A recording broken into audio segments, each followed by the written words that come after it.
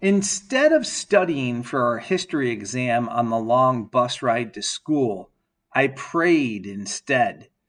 During the last 3 weeks, we'd been studying the Civil War in Miss Bowman's sixth grade class. Class, I have some news to share with all of you. I'm having a baby and I'll be leaving you soon. The class was very happy for her, and we had so many questions. Matt Clum was the first to raise his hand. But you're not married. Sarah Clark then asked about the nature of immaculate conceptions. I sat in the back of class listening. We collectively knew the implications of this.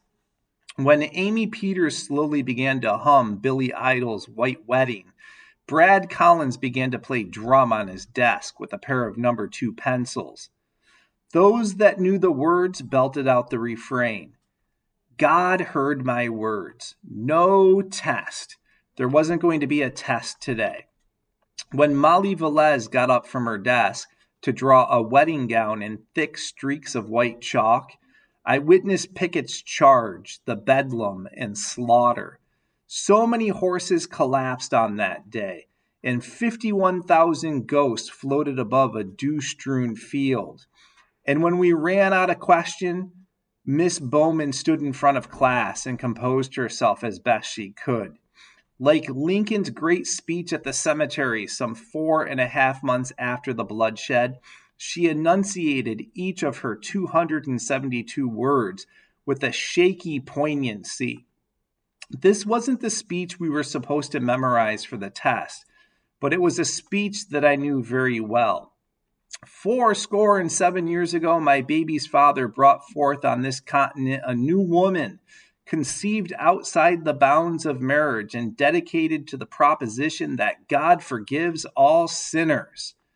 She was so intent, so focused, and all the kids were so engrossed that they didn't notice that it was 4 minutes past lunchtime. So I opened my Ranger Rick lunchbox and took out a knife and a slice of Wonder Bread. Spread the jelly extra thick that day. All right, my friends, I really hope you enjoyed that poem. Please note that if you want to reach out to me for any reasons, you can email me at christiancoon@poetrychannel@gmail.com.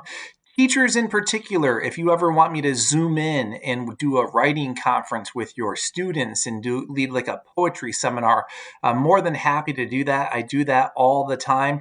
So please subscribe, spread the word far and wide so that I can grow this channel and put some poetry out into the universe.